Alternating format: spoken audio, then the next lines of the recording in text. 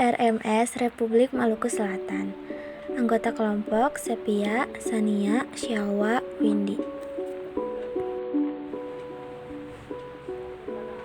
Sejarah pemberontakan Republik Maluku Selatan atau RMS berpuncak tanggal 25 April 1950 dengan wilayah pertahanan utama di Ambon. Christian Robert Stephen Sobukil disebut-sebut sebagai dalang gerakan ini. Sobukil adalah mantan Jaksa Agung Wilayah Negara Indonesia Timur. Tanggal 5 April 1950, Sobukil ikut memotori pemberontakan NIT bersama Andi Aziz. Keduanya punya keinginan untuk mempertahankan NIT sebagai negara federasi. Selain itu, terdapat juga pernyataan bahwa Sobukil ketika itu akan diangkat menjadi tokoh politik jika NIT bertahan. Latar belakang pemberontakan RMS melalui artikel Peristiwa Andi Aziz di Sulawesi Selatan 5 April 1950 dalam seminar series in Humanities and Social Science nomor 1 2019. Bahtiar dan kawan-kawan menjelaskan Federasi Sumatera Selatan dan Kalimantan Timur bergabung dengan NKRI pada akhir Maret 1950, sedangkan NIT diminta bergabung pada 4 April 1950. Dikutip dari tulisan Patrick Matanasi berjudul Christian, Sobukil, dan RMS. Sejarah pelik separatisme Maluku. Pada 4 April 1950, Sobukil sempat mengadakan pertemuan dengan Andi Aziz untuk mempersiapkan pemberontakan di esok hari bersama beberapa mantan tentara KNIL.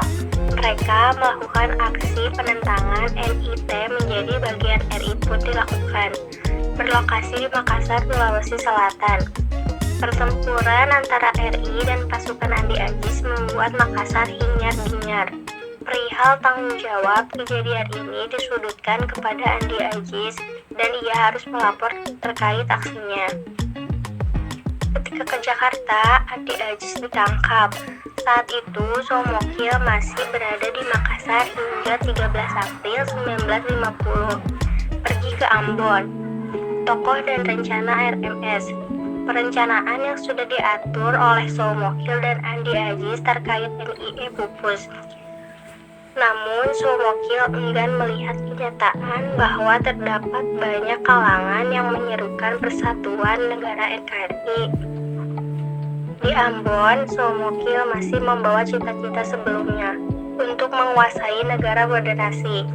Ia mengajak beberapa tokoh dan mantan anggota KNIL di Ambon. Pada 25 April 1950, proklamasi RMS dilakukan. Di sisi lain, ada beberapa orang di Ambon yang tidak setuju dengan kehadiran RMS dan menginginkan NKRI. Mereka ditangkap atas perintah Sobukil. Menurut Syaranamua dalam Sobukil dan Hanjurja RMS 1964, ternyata deklarasi kelahiran RMS semata-mata diprakarsai tekanan serta paksaan. Akhir dari pemberontakan RMS. NKRI memandang gerakan RMS sebagai pertentangan terhadap pemerintahan yang sah, maka dilakukan beberapa upaya untuk mengatasinya. Pertama, Johannes Limena diutus sebagai wakil pemerintah pusat untuk mengadakan perundingan dengan RMS, tapi ditolak. Akibatnya, pemerintah terpaksa mengerahkan kekuatan militer dengan dipimpin oleh Kolonel A.E. Kawilarang. Militer Indonesia saat itu disebut sebagai APRIS, Angkatan Perang Republik Indonesia Serikat. Nama Republik Indonesia Serikat dipakai sesuai kesepakatan dengan Belanda dalam konferensi meja bundar maupun saat pengakuan kedaulatan. Perang antara kedua belah pihak pun pecah. Ambon berhasil direbut APRIS pada November 1950.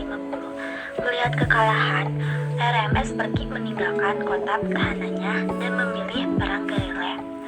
Somokil akhirnya tertangkap. Pada tanggal 12 Desember 1963, ia dibawa untuk diadili di Mahkamah Militer Luar Biasa Jakarta.